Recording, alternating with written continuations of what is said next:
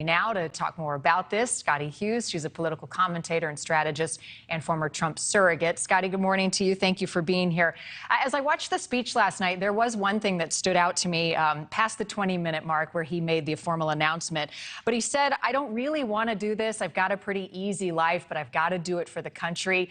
Some have described that as kind of a tepid, subdued response. And other critics have said that he is running for president in 2024 to avoid being indicted on federal charges, that the White House affords him that luxury. How would you respond to that?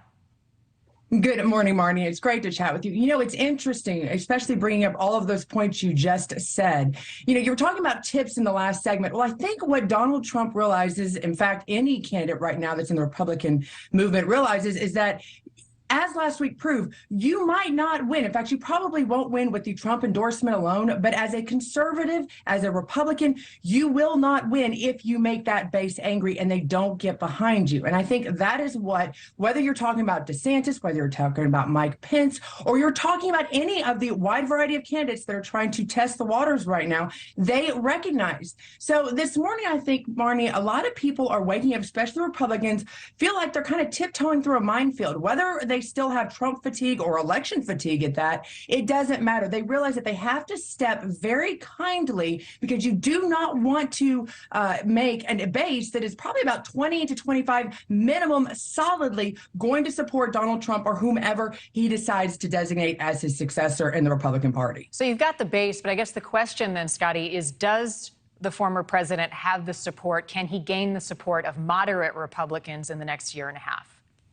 Well, I think the key to this, Marni, is the reason why he was able to win in 2016 is that he was able to inspire a hope. And that hope was not necessarily within conservatives. It was with those independents. There was obviously this idea that he was going to do something different from what was happening at the time in the country. What he's got to be able to do, though, is tread lightly enough to remind people of that inspiration in 2016 without reminding them of what life was like in 2020 when he lost. And that's a really hard line, because in 2016, he didn't have a record. He had a lot of things that he could promise. He had a lot of things that he said he wanted to do, which obviously in 2020, when he was held accountable for them, it didn't necessarily pan well for him at the voter box. Obviously, it was also a different time. That being said, there is no doubt nobody, whether you are a Trump fan or not, can deny he can still energize a crowd better than anyone in the Republican Party can right now. And that is extremely important when you're talking about engagement and motivation to the polls, which was one of the hard things and one of the main reasons I believe why the Republicans lost last week, was that they did not engage their voters enough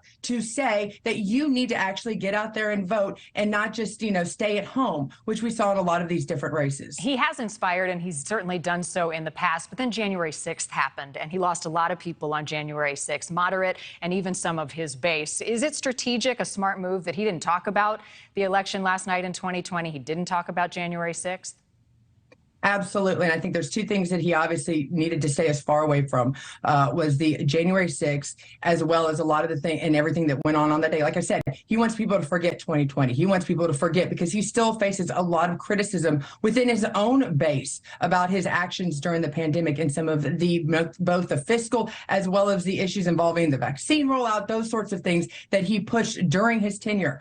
But then more importantly, I think, is that when he doesn't need to talk about his own legal woes and the denial that the 2020 election sparked for him, that continues to plague his step every which of the way. And I think it was very purposeful. But make no mistake, last night's speech was almost exactly the same speech that we would have heard at a Trump campaign, with one big difference. At the end, he made an announcement, something that I don't think anybody doubted was coming. And the timing of it was 6 months earlier than when he did his 2016 election. So if the country, if the Republicans, if the base was fatigued already by election turnout, it'll be our election rollout. It'll be real interesting to see how 6 months additionally will be added to it. That being said, he is commanding all of the media right now. Even those that didn't cover his race are talking about it today. That's exactly what Donald Trump thrives on. And that is something that, unfortunately, no other Republican, whether they're running for House Speaker or they're the Senate Majority Leader, has been able to command, and something that he considers to be something he can offer to the party that no other candidate can. Well, he avoided talking about the 6th last night in the 2020 election, but he won't be able to avoid it moving forward. So it will be part of the discussion. Scottie Hughes, political commentator, political strategist. strategist. Appreciate your time this morning. Thank you.